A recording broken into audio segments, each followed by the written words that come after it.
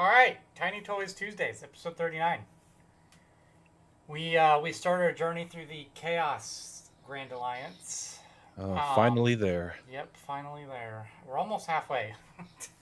um, so we got Blades and Beasts today. So pretty exciting. I know not a whole lot of people are too fond of Beasts right now, but I do like them.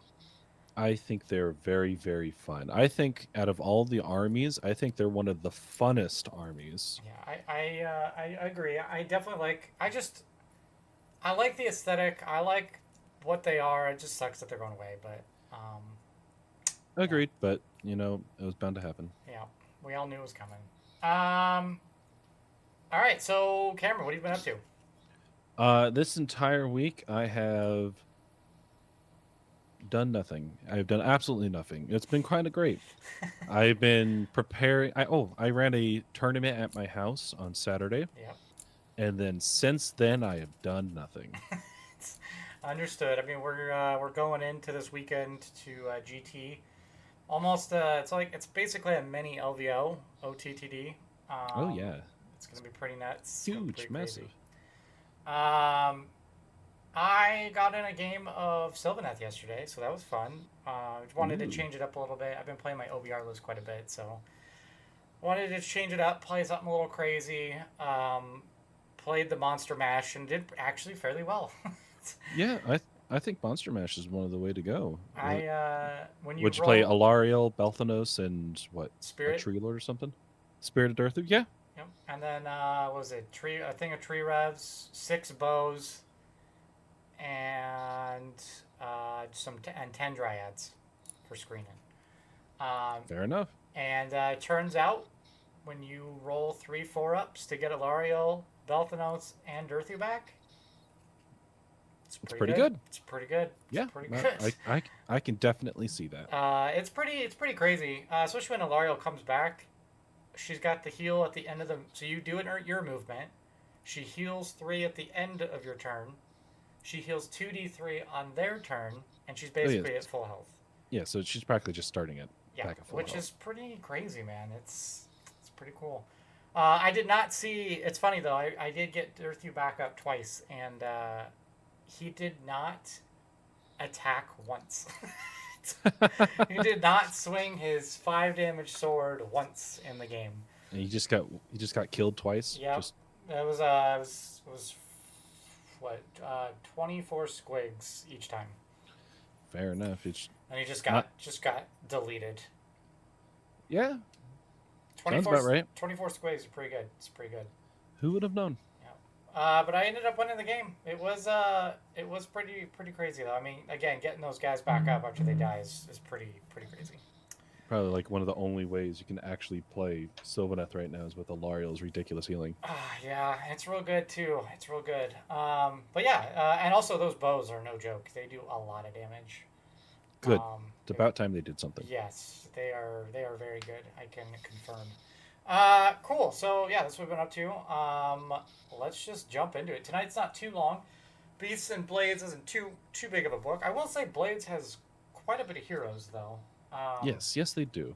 A More whole heroes. bunch of Yeah, heroes. more than I thought, and more than they should probably. But yeah. All right. Again, Smite GT. If you haven't signed up, sign up. We already have a really good turnout already. And we still have like a month to go. Yeah. So if you haven't signed up, sign up. It's gonna be fun. Again, it is a World Championship qualifier, which is pretty cool.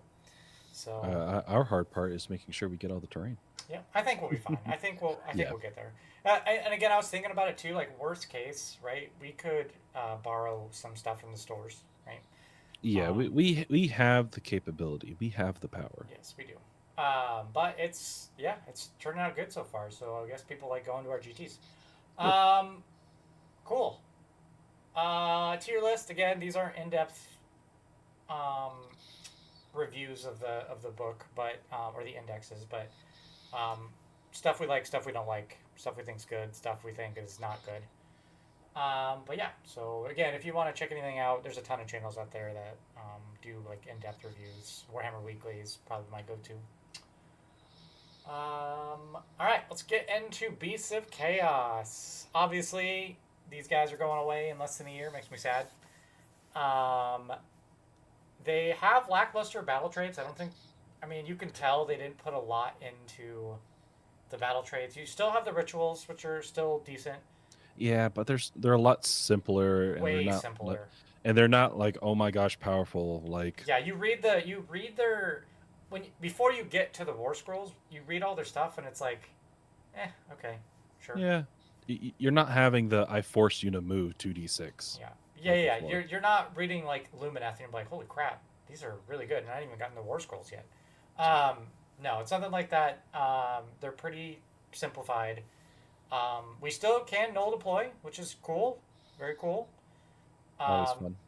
it's a Never do cool it. mechanic. I don't know if it's super competitive, but it is a cool mechanic. Nope, not at all.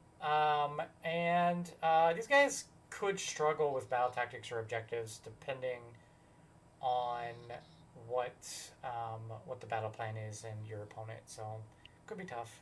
Yeah, yes and no. They Because they like to have the kill null. things. I'll say that. Yeah, because they have the null deploy and all that. Like, they have some, but it's null deploy coming from the edge, Right. so you're not gonna be able to get the center one. And you can't set up for some of them. So it's like Yeah, they could be. I definitely think the some of the regiments Renown can go in here. Um, yeah. You know what? I can definitely see so that. I think that's probably a good thing for them too. Anything else? Anything else for just an overview? Their battle traits are lackluster, but I've just recently, oh, excuse me, just recently went through their artifacts and heroic traits, and they're amazing. Yeah, yeah, yeah. I think those actually make the army. We will get to that. I also think, and the terrain feature, but we'll get to that. Yeah, All right, cool. Let's get into the battle trades. Like we said, kind of lackluster. They're still good. You still have the no deploy, which is kind of cool. A cool mechanic. Again, not sure how competitive it is, but it's cool. Beast herd ambush. You get the +1 to charge when you drop, which is really nice. yeah, There's definitely ways to, because typically you drop 9 away, but there's many ways to minimize that first charge, which is nice. yeah. To be able to make that first charge not nearly impossible to get. Correct, because it feels real bad if you drop and then your guys are just sitting out there. Oops. So yeah, it does feel bad when that happens. So there are ways to do it. Yeah, and the rituals ruin. They happen. You only get one. Yes. Has to be wholly within the board edge of 12 inches of the board edge, or wholly within 12 inches of a hero. And you're either going to damage someone, or you are going to give someone a +1 to Yeah, wound, because the ward is garbage. or you can give a 6 up 6 up ward. ward. Yeah, it's real bad. You're obviously gonna do the curse and instinct.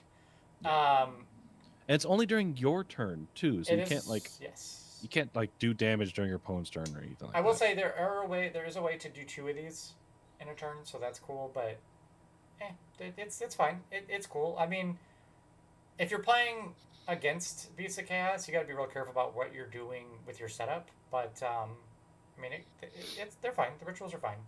Yeah, it's free. It's free, right? You don't take damage anymore. Yep. Cool. Yeah, we'll just move on to the battle formations.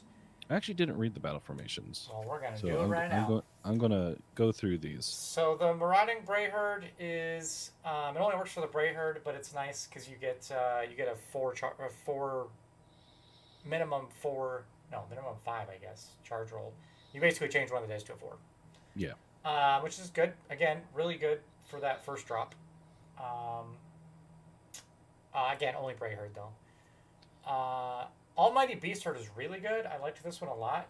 This is add 1 to hit rolls by Beast of Chaos units, so there's no keyword locked in here.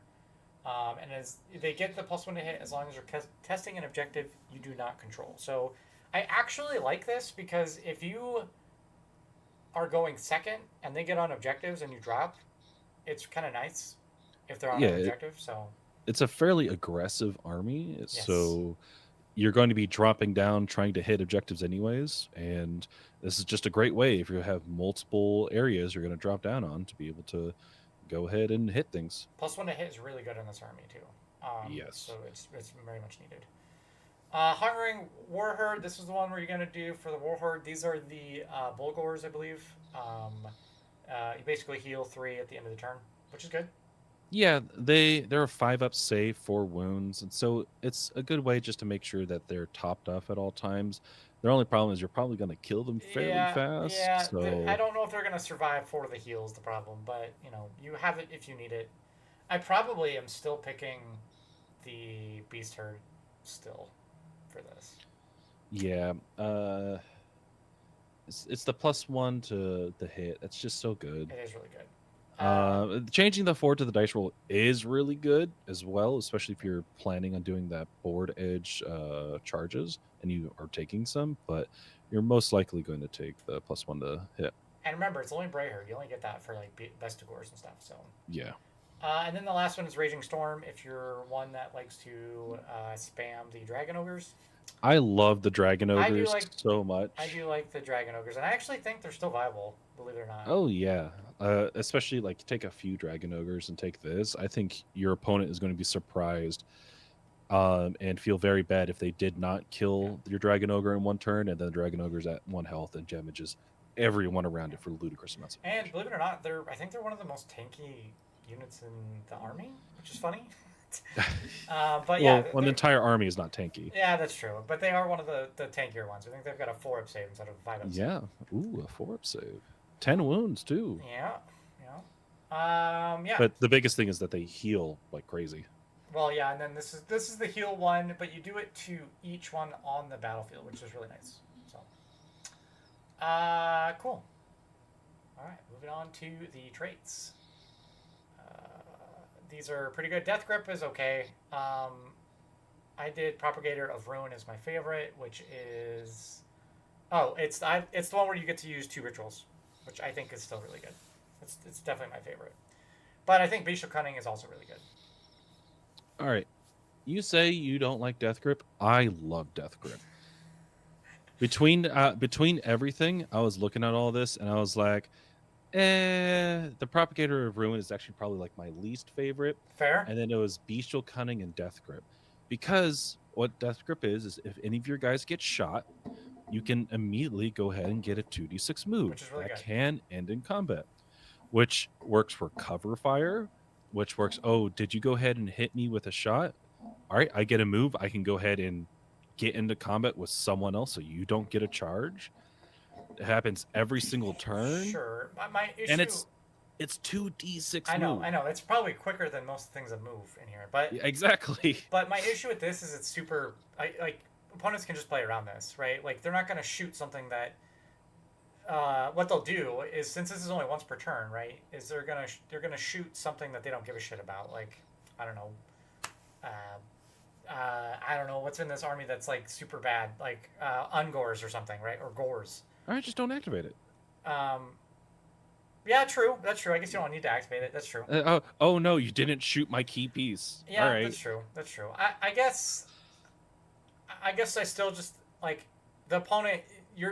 This ability is affected by your opponent, right? Like your opponent. Yeah, like completely agree. But if I punish my opponent from using one of the weaknesses of my army, which is shooting, that's fair. Like it is wholly within 18 too, so that is also very nice. It's a massive aura. Yeah. And poor KO is going to be out there, and they're going to be like, "I'm going to shoot your big unit." They're going to kill 1.5 Bulgors, and then the Bulgors are going to move 9 inches and then be in combat with the rest of your shooting army. I still think I'm taking Bestial Cunning over this, because what happens if you face something that doesn't have shooting? Yeah, that's fair. That is one of the things. At least like, Bestial Cunning is like always, right? And same with Propagator. At least I always have it. But Death Grip, I will agree with you. It's probably better than a B. It's probably like an A minus, probably. I think it's good. It's really matchup dependent. Yeah. And like my thing is like if I'm facing an army that doesn't have shooting, that's okay for me. It's better for me anyway. Yeah, like that's my big weakness is shooting. Fair. All right. Cool. Artifacts. These are all really good. Like all of their artifacts, all of their heroic, it's so good. Yeah. Subtract 1 from charge rolls for enemy units that are within 12 inches. Pretty good. It's pretty good. So that was what I consider the weakest one. The weakest one, yeah. The Gnarl Staff is my favorite. It's so good. Which is pick a visible enemy within 12 inches to be the target. Roll dice on a 2-up ward rolls. Cannot be made for that target for the rest of the turn, which is really good. So my favorite is the Bray Blast Trumpet. Also really good. Just because it is pretty much one of the only ways I think of that you could just bring replacement units for your entire army. And it's just every turn. Other than Sylvaneth. Sylvaneth can do it too. Well, yeah, but it's just every turn you just get on a 4-up, you get a replacement unit. Every round. It's your movement phase. But it's still good. It's way better than what it used to be, which was once per game. And if you didn't make the roll, they'd come in the next round. Yeah. So this is way better than what that was. I do agree. It's really good. It is still on a 4-up, though. Yeah. So you have realistically 4 chances because it's not going to happen on the first turn. Yeah. But like free units is free units, and like the Gnarl Staff, it's pretty great. It's pretty good. Morgar is one of my favorite guys. The only issue with that is you have to get your hero within 12 inches. That's the only downside. But yeah, you're dropping him probably, right? So and it's the biggest thing is it's during your hero phase as well. Yeah. So you can't move up and do it. But this is a lot more restricting. This is great to drop down, do whatever you need to do in the hero phase, roll the 2-up, ward rolls can't be made, then charge in your big unit and kill whatever you need. Do you drop down during the hero phase? I thought you dropped down during the movement phase. Well, okay, sure. Movement phase, sure. But I'm just saying you drop down, you do the 2-up to get rid of the ward, you drop in the movement phase, and then you charge and eliminate whatever had that ward. Like that, you're going to use it kind of like that. You're not. Rarely do I see you moving your hero up the board to do this, right? Yeah, that's fair. You're probably dropping him down, doing the 2-up, because like you only have to be 9 inches away, right? So, still good. It's not bad. Still not good. bad. I'm taking the Horn, but they're all pretty deep. Yeah. Pretty decent. Subtract 1 from charge rolls too. This is also good if you drop down and you miss your charge, and then you try to charge back and they miss it. It's pretty good. Yeah. Cool. All really good artifacts. Spell lore. Again, these are all really good. What did I do? What was the Vile Tide? So they are all really, really good abilities. The only problems that they have is that they're all 12-inch move. Yes, they're all 12-inch range. Yep. As well as you have one spellcaster in the entire army. Yes, and you're probably taking multiples of him. Yeah. I think there's 2. You have the Dragon Ogre one, and you have the Great Brave. Oh, is the Dragon Ogre spellcaster? Yeah. Yes. Okay, all right. So they're really good. All their stuff is really good.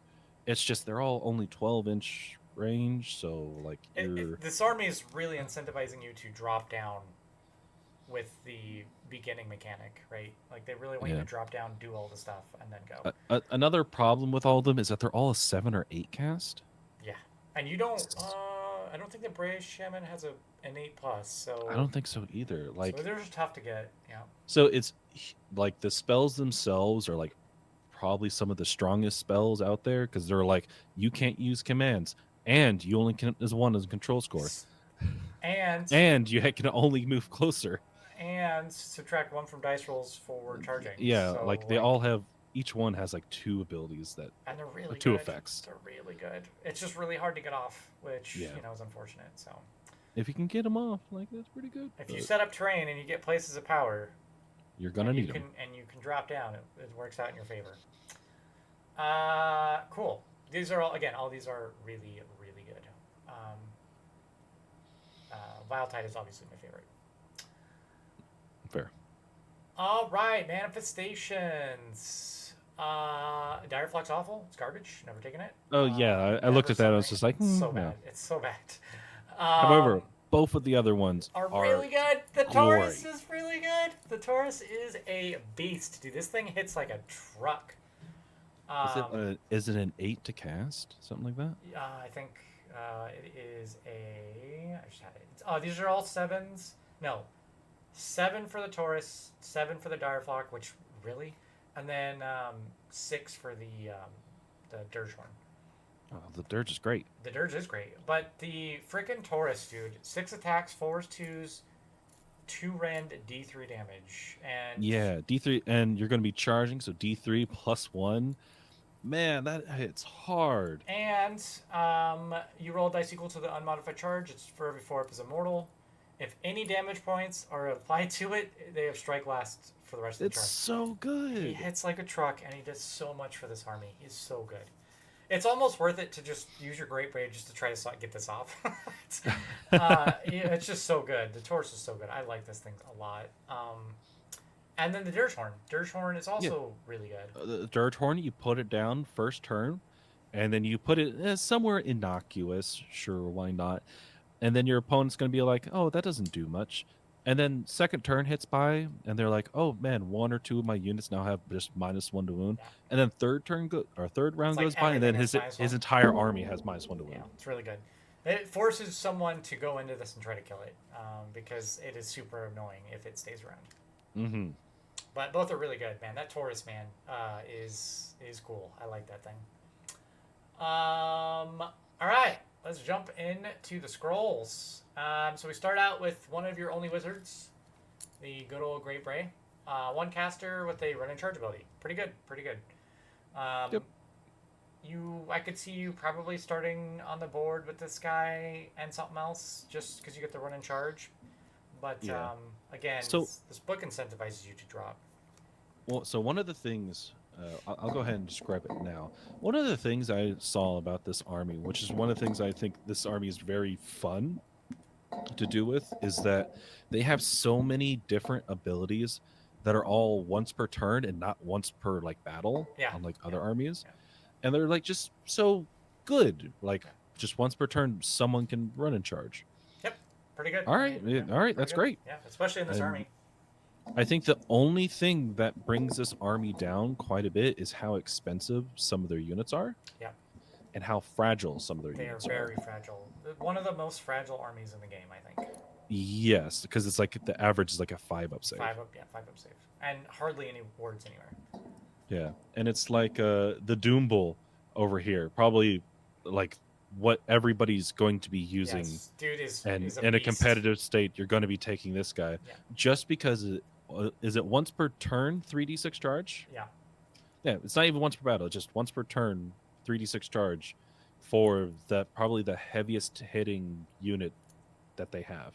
Yeah, once per turn, and then the dude himself hits like a truck. So he's really good. I definitely like you drop this at the beginning of the turn with a bunch of Bulgors and you're rolling 3d6 charge +1. Yeah, just Pretty good. You're probably Oh, getting into whatever you went into. I'm going into an ambush. I'm 9 inches out. Don't worry. My reinforced my Reinforced Doom Bulgors. Bulls, Yeah. Bulgors have a 3d6 +1 charge. Yeah. All right. Yeah, it's pretty good. It's pretty good. I mean, you're going to eliminate anything that you go into. Now, there's a downside to that, and we'll get to that in a minute. But yeah, Doom Bull's obviously going to be a staple. And then the Dragon Ogre Shoggoth, I think it's too expensive. It is a wizard. It's your only other wizard. Yeah, Man, he's super expensive. Again, one of the things, 260 points, but he's the tankiest thing in this entire army. Yeah. And if he gets into combat and he survives, he's never going to die because he just heals constantly. He damages everything around him constantly. He's also his melee weapon: 6 attacks, 3s, 2s, 1 rend, 3 damage, with crit mortal. Yeah, like it's pretty good. It's pretty good. super high damage, low. I wouldn't even say low survivability, just low save. Yeah, he's got a 4-up save, so a lot of things are going to get through, but he is really expensive. If you focus on him and you make it so that your opponent can't kill him, then he is definitely worth his points. It's just he's a little bit too easy to kill. I think he needs to go down maybe 20, 30 points, and he'd probably be all right. I think he's just expensive. I still think he's good though. I think he's good too. He's good too. Cool. Beast Lord is fine. I did read. So the Beast Lord, I thought, is this the dude that I thought?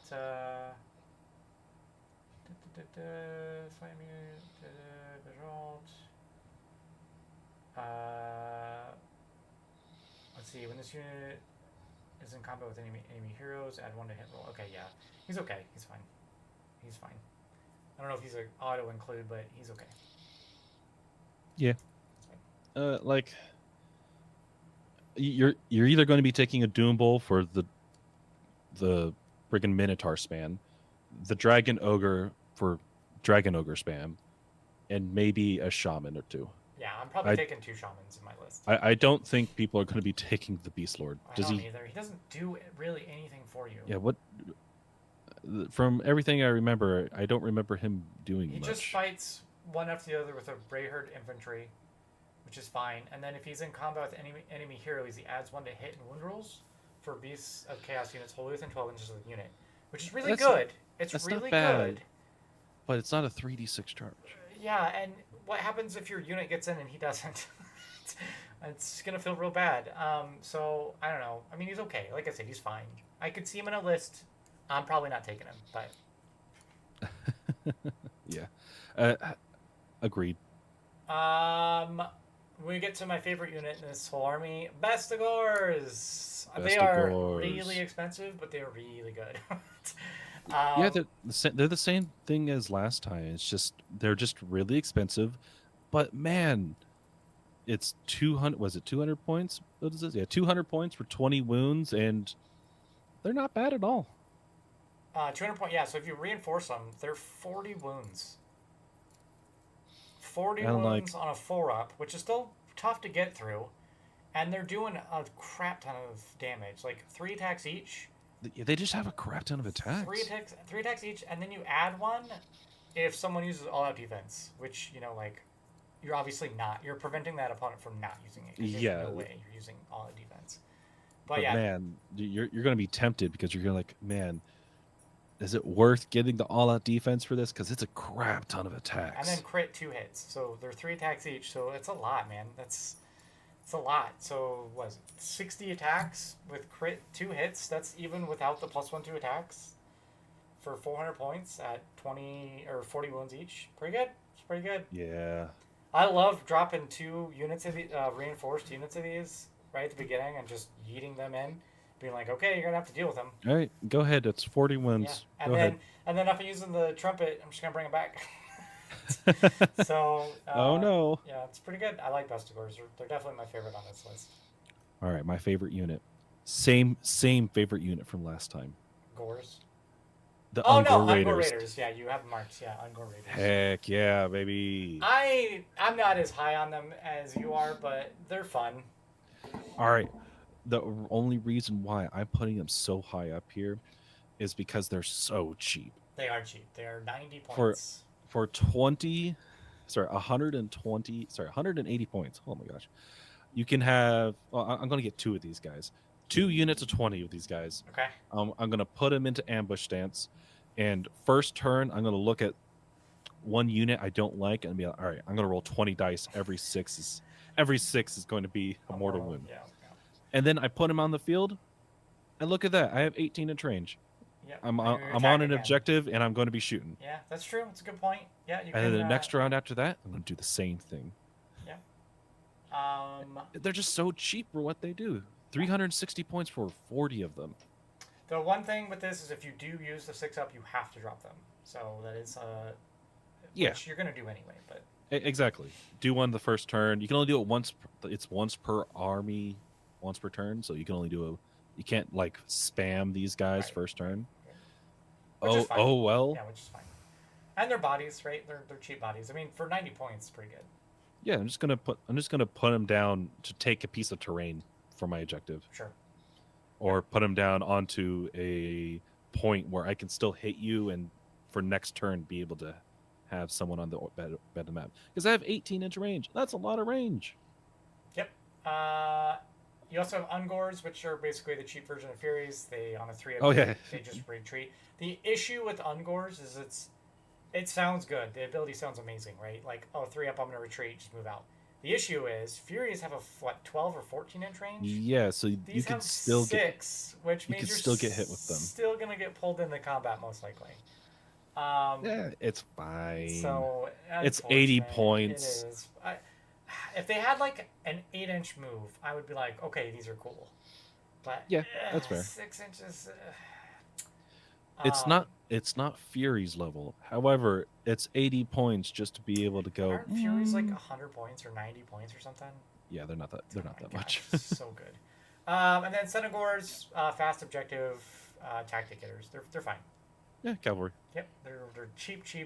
Um, or I guess they're very fragile cavalry. They're nothing like OBR Death Riders or anything. Sure. Yeah, cool. All right. My favorite on this list is 100% the Cygor. He's my favorite. I love the The Cygor. Cygor. He's always been my favorite. He's so cool. His only problem, he's 210 points, He and I don't. is. Would you rather have a Cygor or would you rather have 10 Bestigors? I'm bringing one Cygor, and the reason I am is just because the amount of manifestations that are in the game right now. You know what? In the current meta, I agree. In the current meta, because if you can unbind a wizard, they take D3, and that's every single time you unbind it, right? So, You're gonna eat manifestations like crazy. He's an unbinder, but that's like all you're really taking him for. Like he has a range attack, which is kind of meh, but yeah, like he's a unbinder that damages spellcasters, which everyone's taking. He gets rid of manifestations every turn, Yep. just an additional attempt. I like him. I like him in this meta. I like him. He's still 15 wounds, so he's still got to do some damage to him. Yeah, I wish he was like, I don't know, 20 points cheaper. Fair. I do think he's good in this edition though, or in this season, for sure. Agreed. And then obviously the only other one that I want to call out on here is the Bulgors, which obviously are still really good. Everyone's gonna take them. They're the strongest hitting unit that they have that this army has. And they still hit like a truck. They hit like a goddamn truck. Yes. But they also die to a swift They freeze. die really quickly. Yeah. To especially in addition where there's cover fire, when there's those units that can strike first whenever you charge them, they will suffer very hard. Yep, agreed. I also like I like the Chaos Giant. He's very swingy, but he's like the cheapest monster out of all of them. And if there's a hero nearby, he can like your opponent will be like, "Oh, I didn't expect him to just kill everything." Yep. Good old Chaos Guardian. He's always a swingy little dude. Tuskor Chariot's a nope, and Razorgors are a nope. So agreed. Moving on. All right, in here, Warhounds are garbage. Chaos Spawn is garbage. I said unless you have no choice and you just want to put in your list, but I said, it's probably good to just have the command point. I don't know if I'd put a spawn in. It's just not worth it. Yeah, I'd rather have the command point than the Chaos Spawn. Yeah, me too. I don't like what are really good. I still think they're I don't like what they did with the Gorgon. I'd rather just go with the Cygor. Yeah, like, me too. The Gorgon before could eat 3 people instead of 1, and that was really good. It was. It made him really scary. Now it's only 1 person, and it's not as good, and I don't know. I'd rather just take a Cygor. Yep, me too. Dragon Ogres, same problem I had. I think they're really expensive. I think they're still really good, though. Yep.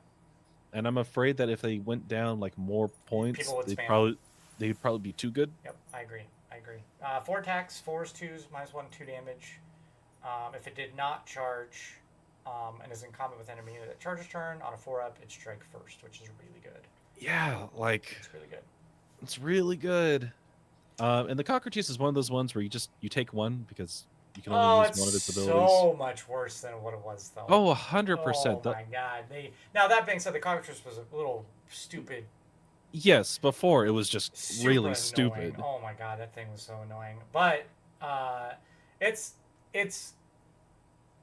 you can put it in a list now and be fine, but your opponent won't be like, oh man, I have to deal with that. Yeah. Oh man, the thing was so annoying. But luckily, it's not as annoying. He is way worse, but I would probably take one of these. Yeah, he's 150 points. 150 points. He's like the cheapest monster. Yep. For a potential strike last, I'll take it. Yeah. Cool. We go into the last thing. All right. So let me get my rant out about why I think this army is bad. Okay. I do think this army is good, and I'm still going to try to play it because I do have some. I do have a lot of Bestigors that I do want to try. My issue is all with the Hearthstone. Your backbone of this army is that Hearthstone. It gives you that +1 to rend, and it is really good. However, with how they've done terrain now, it is much easier to remove. So you are most likely, this thing's most likely getting eaten turn one, turn two, which is unfortunate. Turn 2, yeah. You're going to have to really screen it or figure out how to prevent.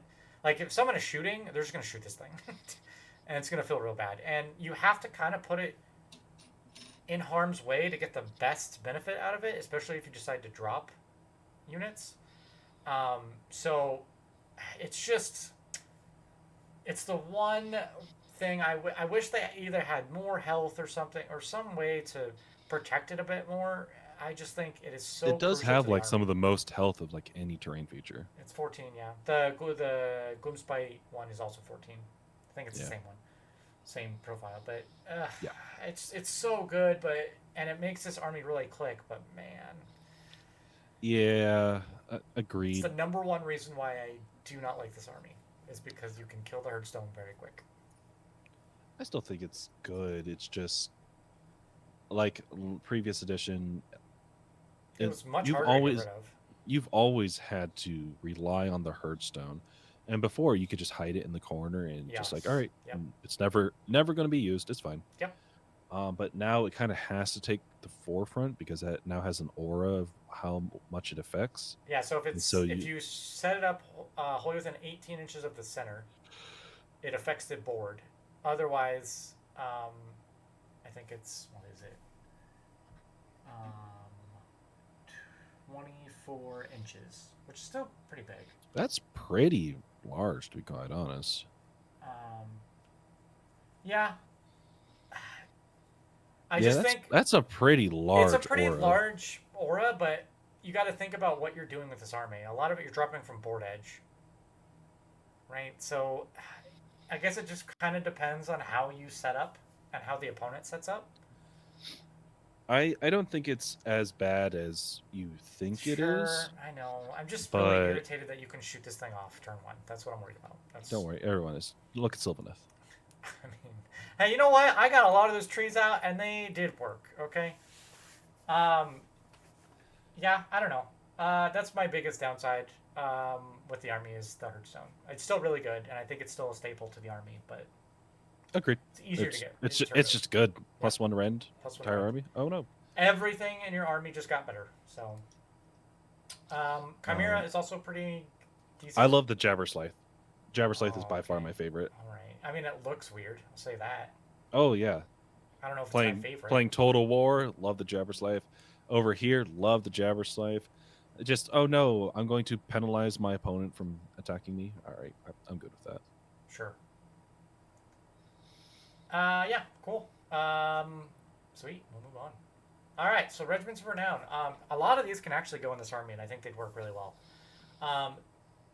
The Oathbound.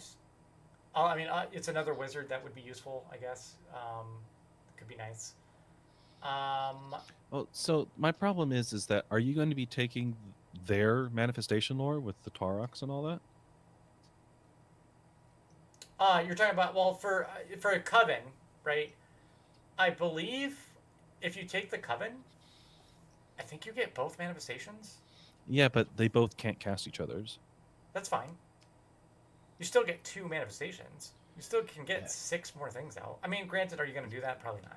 Yeah, exactly. Like, you take the Brand Oathbound, you're not going to be able to get your manifestations out. I know. Brand's Oathbound's probably not great, but the only one that I can see in here are both the Fulgoth and the Coven. Fulgoth, I think, is good because it is a good anvil that can literally sit on a point and you don't have to worry about it. You can also drop it in the beginning, go get points in the front, like in your zone or close to the center, while you drop behind them. I think Fulgoth is pretty decent, and then obviously the Coven to get a little bit more wizard support because again, this army struggles from that. Yeah, I don't think the Coven's actually that good. Okay. Just because they can't do much. Like they have their manifestation lore and that's it. Sure. That's all you get. I still think they're okay. I don't know. I don't know. They're cheap. Yeah. That's fair. But that's all I really see. That's fair. But maybe not an A, maybe like a B. Yeah, I think the best one would be the Polgoths, just because they're tanky in an army Yes. that has like no tanks in it. Yeah, I agree. I agree. I definitely think you can see full. I might actually run my beasts of chaos with full goth. It's a little bit of expensive, but like, Those are tanky boys, though. yeah, They're like tanks. they're worth it at the Yeah. end. All right. Summary. Great traits, as we talked about, right? Maybe not so much the battle traits, but the heroic traits and artifacts are pretty good. Very few heroes to choose from, whereas we're going to get into an army that has a lot of heroes to choose from. Yeah, it was this 4 heroes in total. Yeah, it's pretty lacking. Probably one of the reasons why they are being diminished in a year. Obviously, lack of wizards, especially in the meta right now. It's really not. It feels real bad to not have wizards right now. When these guys get exited, I'm just going to use them for Slates of Darkness. So don't get rid of your Yeah, models. Just use them for slaves. yeah. Um, Just repurpose them. That's what I did with my wood elves. yep. I think the ceiling is high here, and it would be hard for new players, but I still think these guys can be competitive. I really do. I do think. I agree. It's one of those weird things where like we're getting rid of these guys in less than a year, but like they're strangely good. Yes, right. That's where I'm Like, at. It's like, and you're probably not going to see many of them because again, they're leaving. yeah, people are going to transition out of them, but like the people that are diehard fans of all of them, It's still like good. they're It's still good. they're pretty good. Yeah, yeah, I agree. Like, don't use Now, chaos spawn. I But do think the number besides the Hearthstone, that's like my number one thing. But I think the other thing that's really hurting them right now, there are a lot of porcupine units, i.e., like strike first type stuff like that. there's just a lot of counters to this type of army. And boy, you get hit first, and your army just crumbles. So you got to be kind of careful. Yeah, it's more than that. It's like cover fire. Yeah. Really Yeah. hurts. Yep. Another thing is the change to redeploy, or you put something out on for the ambush, and if you don't have that plus 3d6, or They you can don't have the redeploy 3d6 out. charge, Yeah. they just redeploy out. Yeah. And did they get a 3 or a 4? All right, it's impossible for you to charge them now. Yeah. Yep. 100%. Yep. That does feel bad. You kind of have to kind of play with your enemy as far as, well, what do you want to redeploy, right? Like you kind of have to play with your opponent as far as what they want to redeploy here. But yeah, that's a good point. Redeploy really does hurt. It's just they're just a great army. It's just 4th edition doesn't really like them. Yes, agreed. All right, cool. Let's move on to the Blood God. Blades of Khorne. Blades of Khorne. Boy, let me tell you on this. All right, let's just jump into it. Again, unlike the last one, this army has tons of heroes to choose from. Oh my gosh, there's so many. There are so many. I didn't realize how many there were until I went back through this, but there's a lot. All the favorites for Blood Tithe are still here, so they've simplified Blood Tithe. There's a lot less choices, but all the ones that are really good are still here. It's so needed. Yes. Lots of variety of lists you can do with both demons and mortals. Like, I definitely see a lot of lists running both instead of where in 3rd edition you'd either get the demons or the mortals. Here, I think you can definitely mix and match a lot more. And battle tactics and objective control will be key here because I think objective control is tough in this army. So Yeah, I can see that. So there's a lot of ways to manipulate the objective control, but at cons in the army as well. And we'll get to some of those units, but I think you do have to look at objective control in this army a little bit. So that's my overview. What am I missing? I think that this is I really like this army.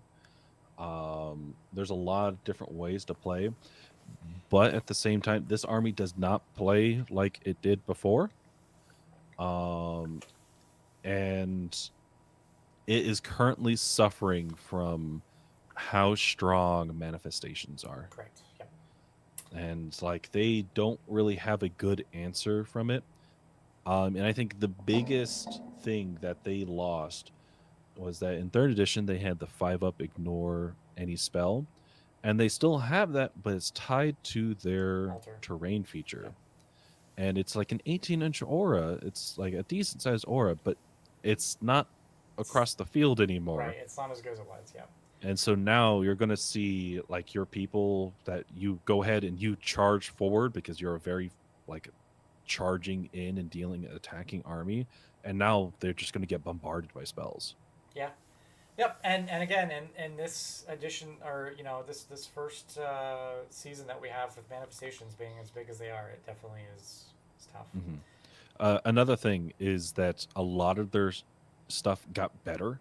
Yeah. Just their units just got stronger. Yep. But they all got more expensive. Oh yeah.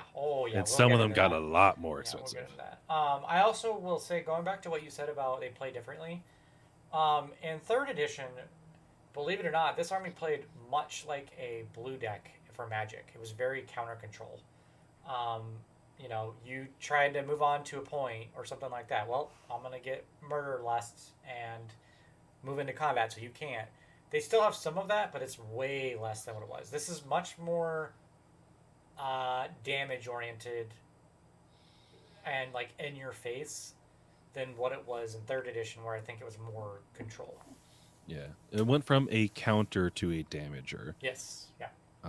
And it changed a lot of the way that it plays. Yep.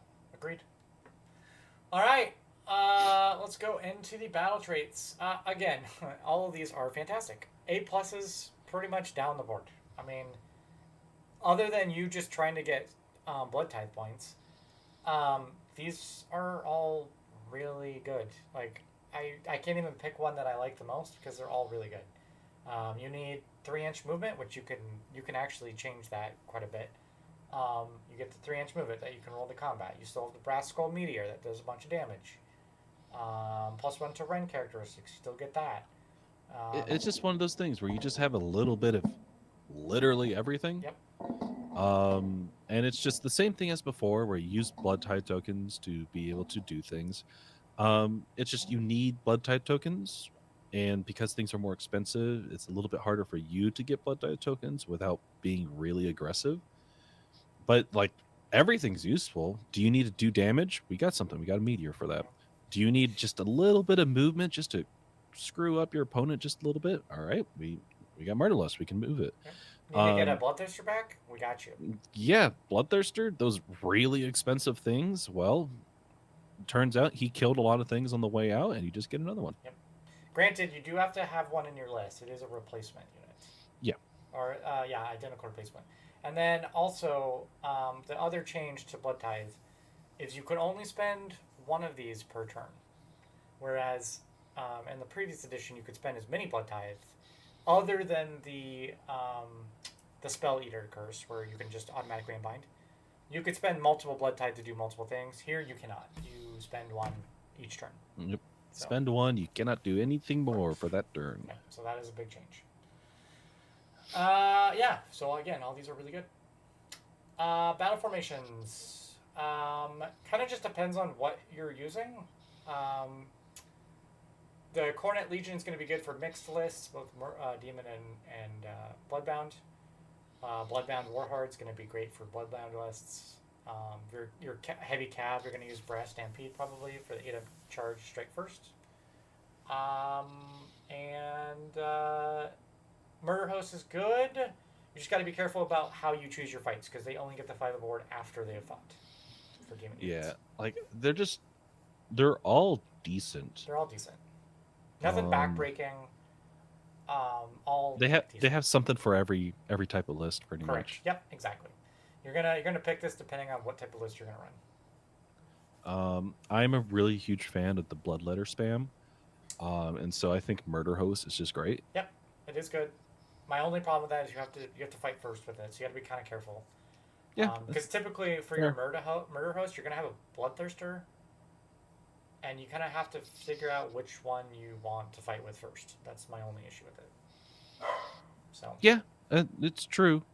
It's just Bloodletters being able to get models back quite frequently is Bloodletters are pretty great. really good now. They're really good now. They definitely make him just slightly more tankier, and I'm okay with that. Yeah. All right, Heroic traits. These are all really good. Really good. Relentless Hunter was my favorite, which is the if you use Murderlust, you can do 6 inches instead of 3. Pretty good. Pretty good. Yeah, that's so good. But I guess the Um, biggest issue is if that unit is targeted to begin. yeah. That's my only. Maybe So that's my only downside with that. So, I think you'll get more use out of the firebrand, which is also really it, good. which is just you get another priest, and priests are just good. Or +1. I just want another priest. I mean, the +1 to banishment rolls in this edition, pretty good. But yeah, another priest is also really good. And then you could favored is good if you want to start building up the blood tithe. It's fine. It's okay. Yeah, you start the game with one. It's fine. I don't I think think it's it's okay. quite necessary. I mean, I'd rather just have another priest. seeing Josh play this so many times, though that one blood tithe point that he could have used in like the fourth turn to get a blood is another bloodthirster, pretty good. But yeah, I mean it's situational. It's fine. Yeah, It's that's not fair. bad, but I wouldn't say it's you know auto include. Um, cool artifacts. My favorite one is the Halo of Blood. You absolutely are taking this if you're running Bloodthirsters because I'll say this: your 500 point Bloodthirster, if it gets any debuffs, is gonna feel really bad. Oh So yeah. being able to ignore negative modifiers on that is, and it's negative modifiers, so you can still do all-out attack. Um, Yeah, I you just go ahead and you give -1 to hit to a bloodthirster, and oh man, you just so severely debuff yeah, and a it's fourth of your opponent's army. yep, and it feels real bad. So like that's why I'm taking probably Hello Blood. I think it's my favorite one. The Argoth is good, and it would be better if it wasn't hero locked. I really hate that it's hero locked. I wish Agreed. that Like you have to give it to a bloodthirster, and like it's no wards against him, right? no war rolls can be made for the target for this turn, but it has to be an enemy hero in combat. So you can't use this on anything else. Oh, That's why it's such a bummer. If it, I don't know why this is hero locked. It should just be they can't yeah, use that is wards. weird. They could have made that a lot better. I think if it was my here's my thing, right? Is if the Argath was if it took out the hero, I would have a hard time choosing between the King of Blades and Halo Blood. Agreed. If it took out Now the hero, now now that it it's has you're just hero, gonna I'm take. just take Halo Blood. Yeah, just take the halo blood. Right. Collar's fine, but it's not your best option here. So, yeah, Halo Blood is it's just better. I really wish they wouldn't have hero locked Argoth. So Yeah, I don't know why they would do that. Maybe they think it's too strong to ignore wards for everything, but I don't know, man. I just I don't know. there's so many armies that just turn off wards anyway. So Yeah, I mean, yeah. Cool. Prayer Lord. I think Blood Boil is good. It's always good to have an anti-horde spell, especially since it also Minus one on to an 8 wound if you -1 to wound. if you Like it's just good. superpower it. Yeah. But the Unholy Flame, I really like that one. The only problem is it's a 5, so you can't get it off first turn most likely. So it's gonna be rough. Yeah, but it's unlimited, Yeah. so Yeah. like I'm okay with that. Like move up first turn, cast this, go in there. Oh no, you have increased Ren by 1 second turn. True, true. It's not bad. It's definitely not bad. I just wish it was lower cost. 5 is just rough to get out first turn. But, I mean, like you said, it's unlimited. Just build up the points. Do it on the second turn. So, Yeah, just have a whole bunch of people increase your entire army's Ren by 1. yep. Again, these are all decent, though. All decent. Like everything with Khorne is pretty decent. Like all of their guys are strong. All of their artifacts, all of their heroic And then we traits. get to Like, their points, and it's like, whoa. ooh, there's a reason why they're strong. Yeah. Okay. Manifestation lore. They're fine. Rathax is way too swingy, I think. The bleeding icon is really good. It's easy to play around, but if you can, what you do with this thing is you just chant it whenever you know you're just going in, and nothing can use commands. Right, that's the command one, I believe. Yeah. Let's see. Your opponent uses a command. The thing is, like, it's only one time. because its opponent declares a command for an enemy unit, for a unit within 8 inches of it. And so, like, it's a reaction. They go ahead and use it on a Can you do 2d6 this on it. more than once or no? It's a reaction, so it only happens once. Once per turn. Or, sorry, once per phase. Wouldn't it say once per phase? Do reactions only happen? How does that The work? rule of 1, you can only have an ability happen once unless it says otherwise. Okay, That's fair. why. Okay, so yeah, this is a lot worse then. I thought you could have prevented a lot more with this. It's No, still easy to play around. It's still easy to play around with it. Like your opponent can definitely get around this, right? But it's okay. On an 8-up 2d6, yeah, maybe it's not as good as I thought it was. Meh. Yeah, like it's okay. Hex Gorgers also is a lot worse than what it was. It used to be really good. Now it's okay. Like the Wrath Axe is like the strongest thing here, and like it's not that strong. It's 3 attacks, dude, on 3s, 2s, 2 ren D3. Yeah, It's like not good. It's not. you good. use it for its movement ability, but And then this is where we go back to what we were saying, where they just don't have good manifestations. Like they suffer from the manifestation game quite a bit. So it really hurts them quite a lot. yeah, like beforehand, in like 3rd edition, everyone would take every single manifestation and use every single one. I mean, also like you put out your enemy opponent puts out a Gravetide, right? They yeet this thing into your 500-point Bloodthirster and then just tie it up. Yeah. I mean, it just feels bad, right? Yeah. So they definitely their manifestations are meh. Unfortunate that you can't really take anything else.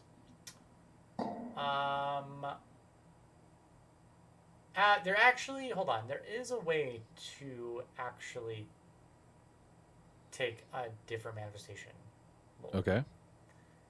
We'll get to it, but there is a way. Yeah. There is a way. It's not great. It's not a good way, but there is a way that you can run a different. I don't think people are going to be taking it. I mean, I agree with you. I'm just saying there is a way. We'll get there. Well, it's one of those ones. Technically, there is a way. There is a way. All right, let's go on the Warscrolls. All your Bloodthirsters, stocks go up. That being said, they are all really expensive. Holy cow, are they expensive? They are super pricey. However, they do damage. Do I think they're worth the points? Absolutely not. They are way too overcosted. Yeah, that's why I'm like, why are these all A- tier? Like, well, people aren't going to take this. I mean, Josh has taken all Bloodthirsters, basically. Bloodthirster of Unfettered Fury. Here's my reasoning. I like that one. Here's my reason for the A- on this, right? I would say most armies are going to take one of these.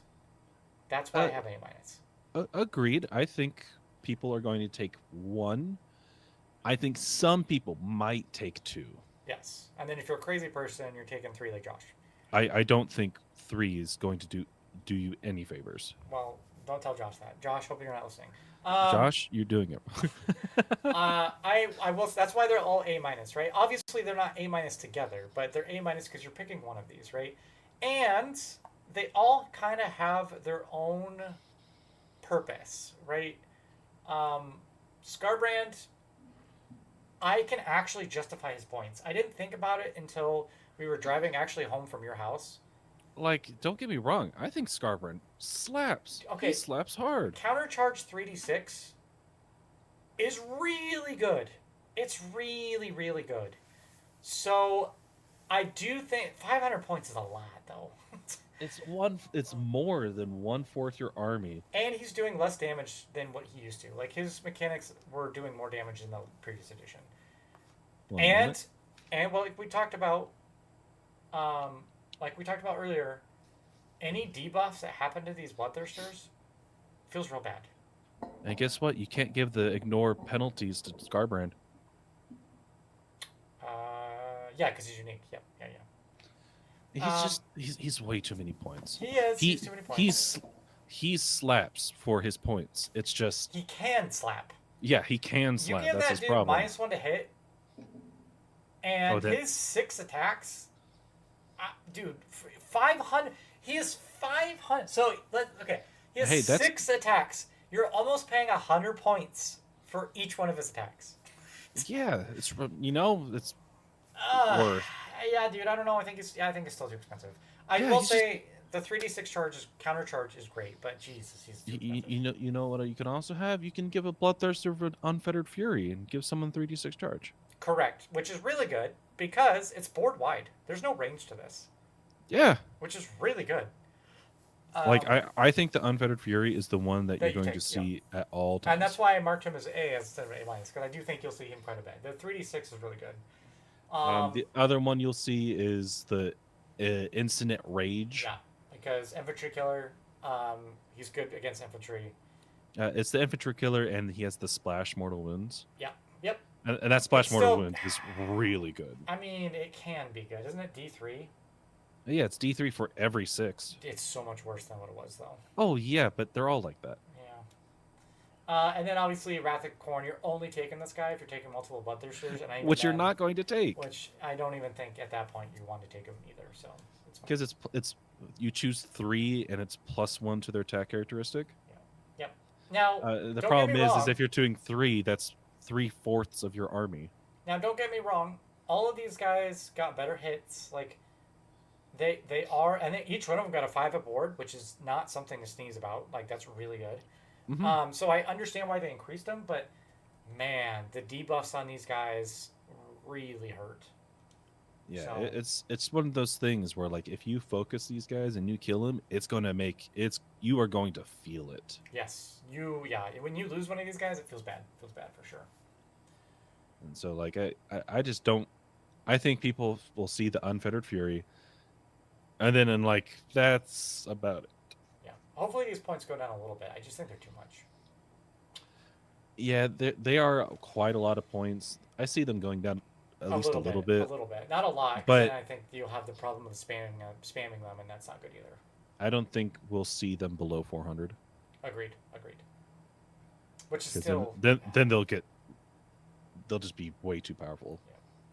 All right, on here, my favorite unit on here is the Bloodthorn. It's basically Blood Throne. Jesus, not Thorn. Blood Throne. I spelled that wrong. The Blood Throne, because he's basically your typical Chaos Demon recursion machine. So on a 4-up, you get to return stuff. So that's why. Oh yeah, he's definitely going in my my I list. think you'll see him quite a bit in lists, just because again he's got that mechanic, and he's not. If I remember correctly, he's not terrible 7 attacks at 3/3, -1/2. against Anti-infantry, crit mortal. It's not bad. crit mortal. It's not bad.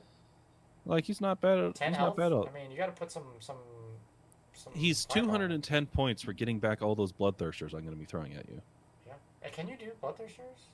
Yes, you can. No, start of the battle, 3 more models. Sorry, not Bloodthirsters. Bloodletters. Bloodletters. Yes. That's what I meant. Sorry. I got you. And then Bloodmaster is fine. He's a priest. The thing with Khorne is that they just have a lot of To choose heroes, and from. they all do slightly different things. Yes. But they are all kind of similar. Yeah. And so it's choose your poison, because are any of these guys like lieutenants? I can't Yeah, remember. Skull Taker is a lieutenant, so you can take him as a lieutenant. He's basically he's a punch against heroes, just a little dude that punches against heroes. He's alright. He's okay. Yeah, like the problem is there's so many different heroes you hunt, and that's another drop. Every Bloodthirster is another drop. Yep. Like, So yeah, Pretty you bad. definitely have to. I mean, you're probably playing with more than 4 drops in this army, if I had to guess, which is unfortunate, but yeah, I can definitely see that. It's just every single type of thing that you want is just another drop. Yeah. And it just requires so much, Yeah. and everything buffs one another. It's a lot. And again, this army suffers from debuffs. Like your heroes, like the little heroes and stuff, they get -1 to hit. Like a lot of their, because it's a lot of small attacks that do a lot of damage, and once you start debuffing them, they start to fall off quite a bit. Yeah, because like most attacks for the army is like 4s 3s. Yeah. It's just that there's a lot of 4/3s. 4s, 3s, 3s, 3s, a lot of 3s, 3s, but even then, you get -1 to hit. Just,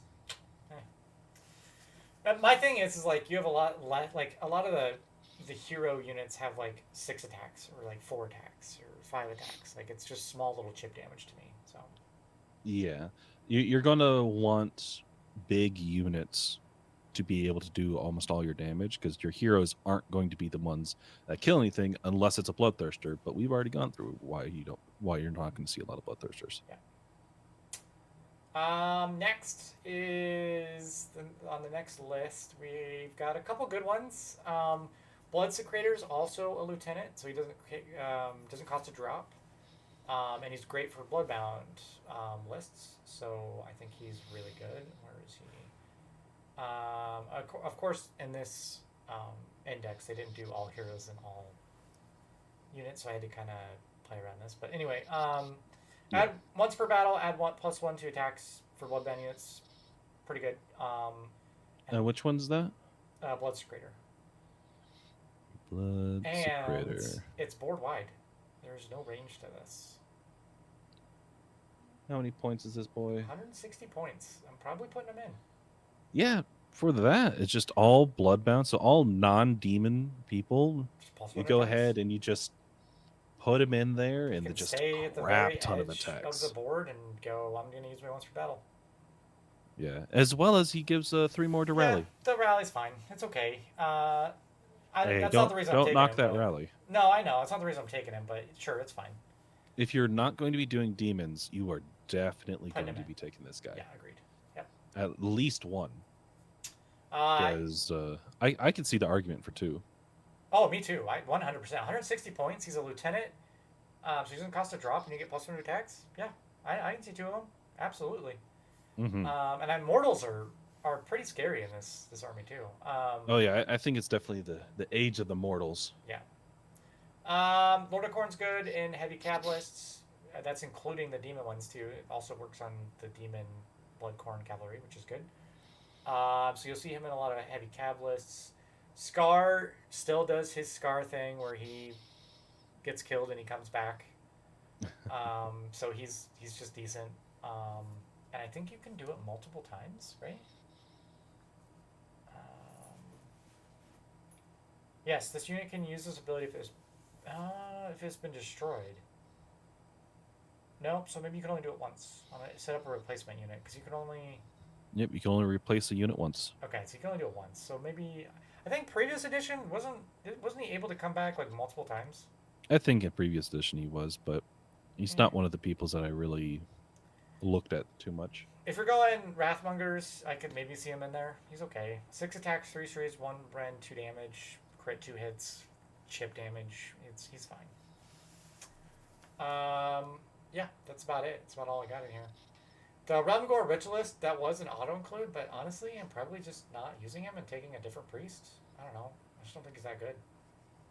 The Realmgore It's Ritualist. 120 points. He's pretty cheap, but... I don't know. His ability's okay. Let's see. I just think The there's rest of the battle, add other 1 to priests. hit rolls for combat made by friendly Bloodborne units that are wholly within 12 inches of a terrain feature or objective. Once per battle. You have to be close to it. He's okay. He's fine. He's cheap. He's a cheap priest. Yeah, he's a cheap priest. The problem is that you're going to be starved on hero slots anyways. Well, and that's what I'm saying. Like Remgor Ritualist, right? 120 points, cheap priest. Or if you're going for multiple priests, like yeah, you I guess probably you go have for to. one. Yeah, I guess you have to. There's no lieutenant priest, so never mind. Yeah, it's just he gets outshined by the best priest, which is the slaughter priest. Yeah. Which, like, if you're going for multiple priests, you go slaughter priest and then a Realmgore Ritualist. Yeah. Yeah. But that's if you're going with multiple priests. Otherwise, you're just going to take the slaughter priest. Yeah, that's kind of where I'm at. I'm taking probably multiple slaughter priests over Remgor. You don't need multiple slaughter priests. You just need one. Hey, I want all the priests. Give me all of them. Well, yeah, but the Realmgore is just a cheaper priest. I'll take 6. How about that? You know what? You do you, boo-boo. All right. So, also the last thing on here, Mighty Lord of Khorne. He's fine. I don't know what you'd use his ability on, because again, all these heroes aren't going to do like a ton of damage. Maybe the Skull Grinder is what I said, because he can put out some damage, but he's okay. He's a cool model, but meh. Yeah, it's really weird. Like, all of these guys are just not that strong. Yeah. Like you take all of the heroes are buff pieces. Yeah. Just that's what all of them are. However, they're all buff pieces that take up slots for drops and being able to put more guys out. Yeah. And so it's really hard to be able to do it. And they're all very specific buff pieces as well. Yeah.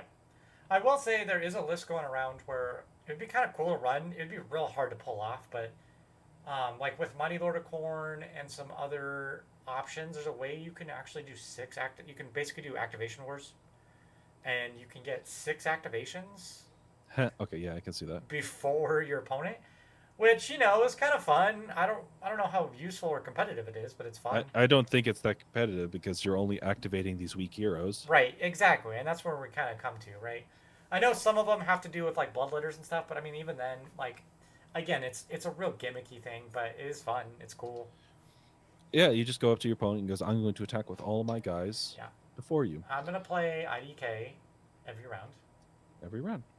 Usually And then you go, oh man.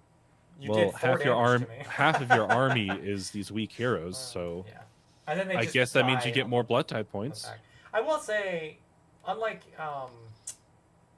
Beast of Chaos, some of these guys are pretty tanky. I will say that Oh yeah, that's fair. they're pretty tanky. So yeah, they have that going for them, but yeah. Going into the last page again, we talked about the Slaughter Priest. That's the one I'm taking. Oh yeah, I think every single list will always take at least one Slaughter Priest. Yeah, I mean the blood sacrifice is too good. It's way too good. Oh, to not have. free blood type points and a priest. Yeah. Also, this Alright. this is another page where there's a lot of heroes, but all of these guys are lieutenants. All right, so, yeah, the Skull Grinder, the Spiring Deathbringer, the Exalted Deathbringer, The they're all just very specific buff pieces. The Bloodsoaker stonks out, baby. Yeah, the Bloodstoker is You the will only exception to that. You will see him in every single mortal list created because he is way too good. Yeah, he gives 1 unit run in charge. For 110 points, like, yeah, and he doesn't cost a drop. Absolutely, I'm putting this goober in. Yeah, you'll see one of them. Yep. Just run in charge by itself is just great. Yep, exactly. Especially in this army with the mortals, right? Can you Yeah, do it? Is it infantry? It has to be a bloodbound, right? So you can give this to. Wait, hold on. Where's Bloodsoaker? Where's he? Bloodstoker. A friendly non-hero bloodbound. So you can use this for the cavalry guys. Yeah, so you can give this to the crazy skull crushers. That's pretty good. It's pretty good. Yep. And those skull crushers, good luck getting rid of those, by the way. Oh yeah, they're tanky. In this edition, they're super tanky too. They are tough to kill. All right, cool. So that is the heroes. Let us go into the units. Fleshhounds. I'm probably passing, and there's a reason.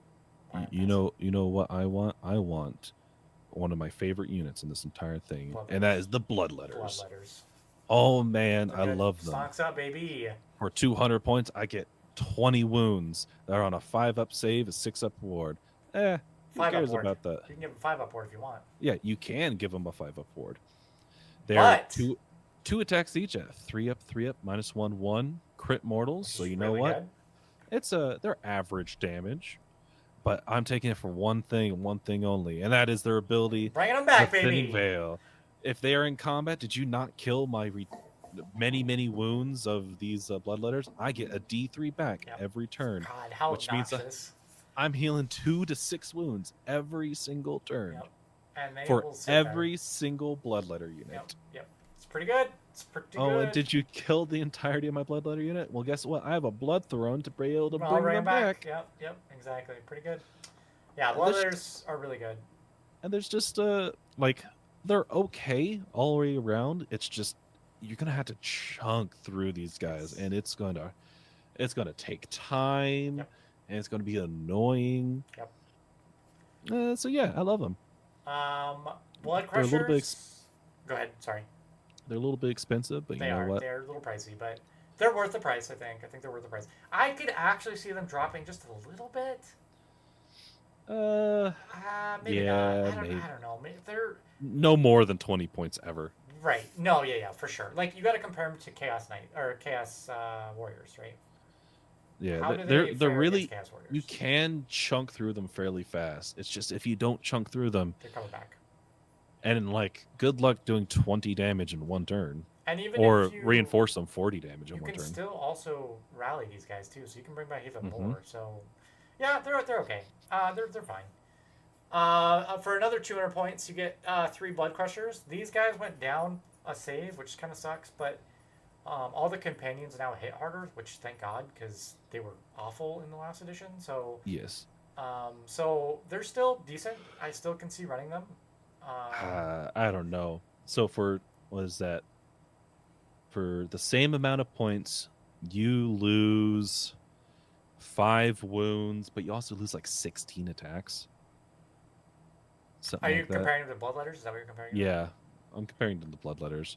Yeah, but You lose quite a lot, but you do get 3 inches more movement, 1 more save, or you can just ignore all these guys and then go to the next page where we get where you actually going to go. yeah, I fair. Okay, yeah, we'll get there. Skull Cannon's fine. I like the Skull Cannon. I don't think it was like this in third edition. I don't know. Maybe you knew about the Skull Cannon, but it's really flavorful. It's not good, but I never spent 180 points on it. But it's kind of fun. Like if you kill anything with their melee attack, you get to automatically shoot. Like a Skull Cannon, like it's kind of flavorful and cool. But like Yeah, they're garbage. they had something like that before. Okay. They're kind of cool. They're it's a cool, flavorful unit. Agreed. Like I don't think they're They're amazing, they're but they're fun. You're never killing anything on combat with those guys. They're 5 attacks on real bad damage. Hey! You can roll a 6 and get a crit mortal on Okay, that. Sure. All I need to do is kill one guy and then I'm Sure. It's bad for 180 points. There's no way I'm taking that. Yeah, I see these guys at like 150 max. Yeah, I mean their shooting attacks okay, I guess. It's still 4s and 3s though. You'll Yeah. never cover fire with these guys. Like 15 inches, 4, 3, minus 1 d3. Like, it's not bad. It's Meh. not hard. There's worse. yeah, you can shoot in combat, so you kill something and then shoot in combat. Like, I just probably not worth 180 points. I'm probably not taking that. Closet Karanak, I'm taking over Flesh Hounds. I don't know why you would take Flesh Hounds over Closet Karanak. It's 10 points more and it's a better unit. I don't know. Not sure. Yeah. Other than they're kind of hard to find right now, but I'm not sure why you would not just take Claws. I don't know. They're hard to find. Okay, sure. They want to sell their Warcry models. Sure. Also, I have a pet peeve. I just want to get this out of the way right now. It has nothing to do with Blades of Khorne, but I gotta say something. Okay, all right. Speak your Fleshhounds. truth. Let me hold on. Where's their profile? All right, Fleshhounds. They have a 5-up save on 2 wounds, right? Okay. I want to understand something. Soulblight Gravelords. Okay. They're dogs. Can you somehow explain to me how their dogs have a 4-up save? They are dead dogs. Okay, yeah. How do they have a 4-up save? They have better saves than Griffhounds or anything relatively. Well, Direwolves only have a 5-up save. I thought they had a 4-up. No. I thought Direwolves had a 4-up. No, you're wrong. You've begun your rant already wrong. I swear I thought they had a 4-up. No, they have a 5-up save, but they have a 6-up ward because they're dead. What is one of the... Maybe it wasn't Direwolves. I don't know. There was a dead dog, I thought, or some sort of... Black Knights have a 4-up. Yeah, no, it wasn't... Okay, alright, never mind. I guess I'm wrong. I swear I thought Direwolves had a 4-up save, and that's why it was driving me nuts. Okay, anyway. I got... So, for the record, I did get this from... the Stormcast guys. What is their channel called? Stormgate, something like that. And they were complaining about how Direwolves had a 4-up save, and I was like, "There's no way they have a 4-up save." So that's where I got this. Well, they're wrong. All right. Well, never mind. Direwolves. I love my Direwolves. I know everything about Direwolves. They are not that. All right. Moving on then. So next page, like we were talking about, you're not taking Blood Crushers because You were taking the mighty Skull Crushers. The mighty Skull Crushers, which are extremely dangerous. These things are super good, man. Oh, what is that? 2-up save? What? for the low price of 60 more points, you gained was that 2 more save. They're so They are good. so good, and they're really tough to kill. 5 wounds or 5 health on a 2-up save. Like the only thing bringing them down is that they don't. They have 1 more attack than the other ones. They don't do mortals, but they do have charge plus 1 damage, so they Yes. just hit harder. They just don't do mortals. And the other downside with them too is most likely you're probably not killing what you go into, depending on what you go into. And if you don't kill them, they literally sit there and don't do anything because again, you don't get there's I don't think there's any way to get retreat and charge in this book, and they I don't think so. kind of suffer from that because that charge is really good. There are a lot more ways to buff them, though. Fair. Like Yeah. the Bloodstoker, you can give them run and charge. You can. There's multiple ways just to increase the rend of them. Like they're there to try to kill whatever they hit into, and hope that they do, or else they just become a massive roadblock. Yeah. Yep. And like you're going to reinforce these guys. 520 points for 30 wounds at a 2-up save. It's pretty crazy. It's pretty nuts. And the 2-up save turn in this edition is really tough to get through. yeah, and the turn that they charge in, they're going to stay there, and they're just going to stay in, make your opponent never be able to do anything. They are 260 points, so they are pretty pricey, but they will. You get what you pay for. Yeah, you will get what you pay for out of this. Yeah, for sure. Yeah, these guys, unless your opponent has a way just to straight counter these guys, they're just never going to do anything.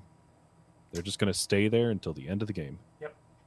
And then for Skull Reapers, it's kind of funny because they're 220 points, but I was like, for 40 points more, aren't you just taking Skull Crushers? Like, what's the reason on taking Skull Reapers? I don't. This is one of those units that has the weird control score shenanigans. Like, if you don't destroy the enemy unit. So what are they versus?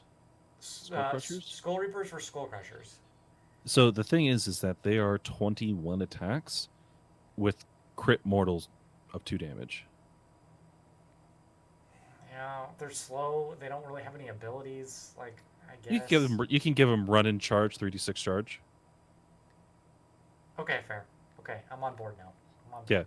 For 400, all right, so you reinforce them 440 points. Can you do the 3d6 charge on them though? I don't think so. Yeah, they're a Bloodstoker, right? They're a Bloodbound unit. So yeah. What do you do? No, wait, no, that's a demon unit, yeah, right? it's a demon unit. You can't give them 3d6. So you can give them run and charge, and that's it. Run and charge. And it's like, I don't know, like kind of. I don't know. Run and charge is still pretty great. It is. Skull Crushers are a lot harder to kill though. Yeah, but the thing is for you reinforce these Skull Reapers, they're probably going to kill everything they go into. Yeah, I just hate their ability. I think it's stupid. Oh, I don't even look at their ability. Just ignore it. It's just they're just a war scroll. Yeah, just just ignore that. You're there for their attack profile. Wrathmongers are fine for the +1/+2 attacks, which is fine. All right, did they fix these guys from the last time? What was wrong last time? They had a really weird and awkward aura. Okay, so they increased the aura. It was like 8-inch aura. Now it's a 12-inch aura. Yeah. They did. You're right. It was a weird aura. You're right. Yep. So again, they just got better. Yeah. Like these guys are so with good. with the Bloodstoker and the Wrathmonger, that's +2 to attacks, right? Yeah. It's so good. It's really good. This is the age of the mortals. Yeah, also, my personal thing, since we're bringing things from our chest. I absolutely hate the model of the Wrathmonger. Every single time I go to a store and I see these guys on the shelves, I look at them and I don't like how they look. I've got 5 of these, and I'm probably, if I want to make a list, I'm probably bringing these. You should. Like, these guys are good. It's just they're ugly. They are ugly. Oh my god, they are ugly. But they're really good. The Blood Warriors are pretty good. They're pretty good. They're tough to move. They're good. I think they're fine. You get 10 of them for 210. It's fine. Yeah, like literally, like everything that's immortal is good. Like even the Blood Reavers, You just go in there Yeah, and like, they're oh cheap man, bodies. Like you're gonna get blood tithe out of your blood reavers. I don't think they're good other than that. yeah, they're cheap bodies. You get a blood tithe from them, but it's like, oh, did they charge and do anything? Oh, are they within range of all your other buff pieces? That's 4 attacks. That's 41 attacks. Yeah. Like, oh no, for 100 points, I have 41 attacks at force 3s. They charge -1 rend, 1 damage. Yeah. I mean, yeah, they're fine. They're 100 body or 100 points for 10 bodies. You know, they're Yeah, fine. they're super cheap. I do think the Korgarath actually might have play. I think he's fine. He's better than what he was, but he was garbage in the last edition. He's fine. He's okay. The no commands is okay. He was really bad. He was really bad. And what's unfortunate is you so many people had so many of them because you get them from the Yeah. start collecting box, and you just have a bunch of them. I think I've got like 3 of these guys. Oh my gosh. Yeah, he's okay. 170 points, probably not, but at least yeah, he's too usable. many. He's too many points. And then we come to the Scroll Altar, which we talked about a little bit. The good thing about the Scroll Altar, it's essentially a bodyguard for your priest, which is good. Yeah, it is very good. The Skull Altar is absolutely amazing. It gives that 5-up spell protection, which is absolutely necessary. +1 to your chanting. Like, yep. It's I just just good. I love the bodyguard mechanic. I first found out about this bodyguard mechanic with Flesh Eater, with their little altar, and I went in to kill the little priest, and I was like, all right, I'm killing the priest. And then Karen was like, "Oh no, he just the altar just takes damage." And I was like, "Wait, what?" Yeah, you got to kill that altar first. And I was like, "Oh my god!" And it took me 2 turns to kill that stupid altar. Yeah. And the priest was just the mob fine. pit's like that too. Oh my god, stupid mob pit. We're not gonna talk about the mob pit. Mob pit is absolutely retarded. That thing should cost points. Anyway, moving on. Stupid mob pit, man. Oh, I hate that thing. All right, so Regiments of Renown. So let's go back to, there is a way to take a different manifestation lore, and that is if you take Brand's Oathbound. Is the only way I think you can get a wizard in this army. So you technically can take a different manifestation lore. Let's see, Brand's Oathbound. Yeah, it's like it's the second dude or third dude. It doesn't even have the wizard keyword. It just is a wizard. What's in that one? I can tell you. Hold on, I've got it. It is Regiments Renown. It is the Brand's Oathboard. It's Gunner Brand, Singbury Brand, and the Oathsworn Ken. I think it's the Oathsworn Ken that has it. I don't know. It's not good. Don't get me wrong. If you wanted a different manifestation lore, you could technically do it this way. Like, I guess. I mean, Purple Sun in this army is pretty dangerous.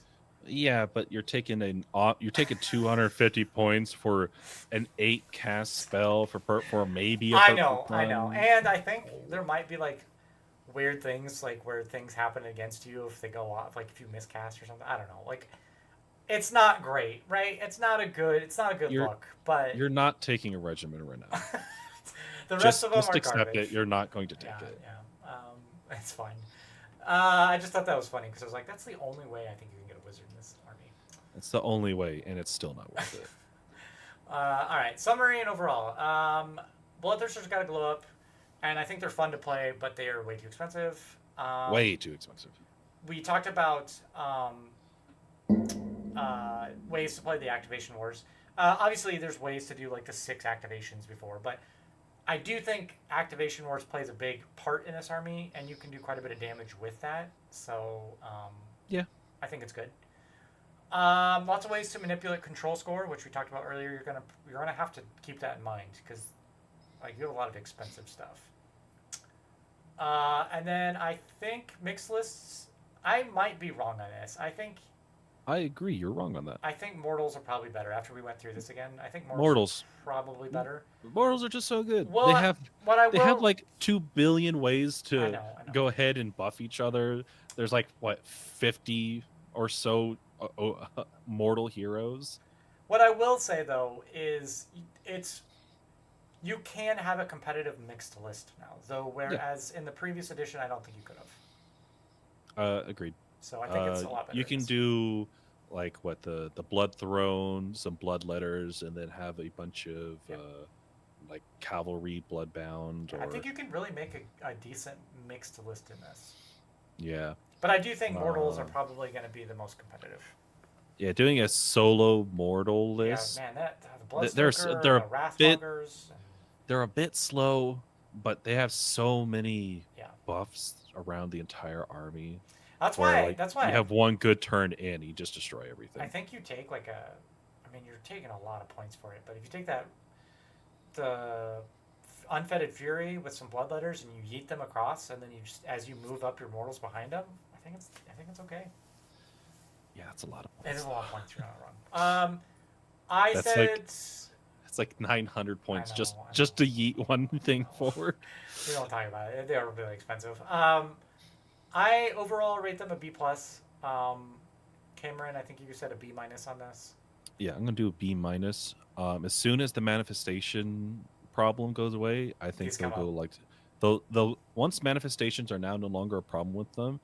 I think a mortal list is probably like an A. Sure. Everything else B plus. Yeah, they really suffer from the manifestations. It's unfortunate. Yeah, while manifestations are key and Lord, they're probably going down to like a C plus. Yeah, that's fair. I'm probably at a B with how the manifestations are. Okay, cool. That's it. So I think the next show, we are doing.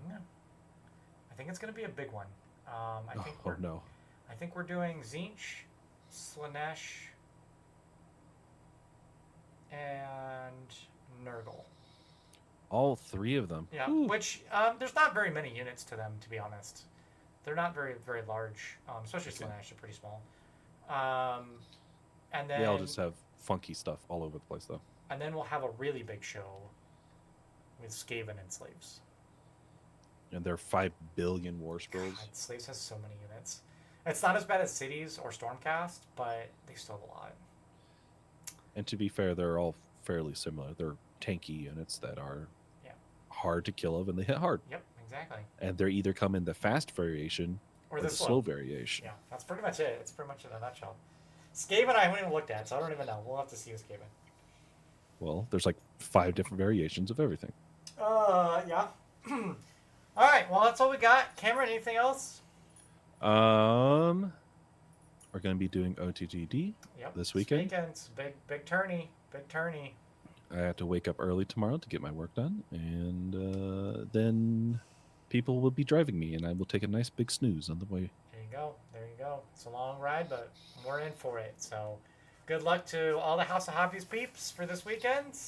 Mm-hmm. Hopefully we can pull some wins out and move up in the rankings. I think we're like 26th for team, so that's pretty good. I'm pretty sure that we're going to be it's going to be hard for us not to go up since we have so many people going. That is true.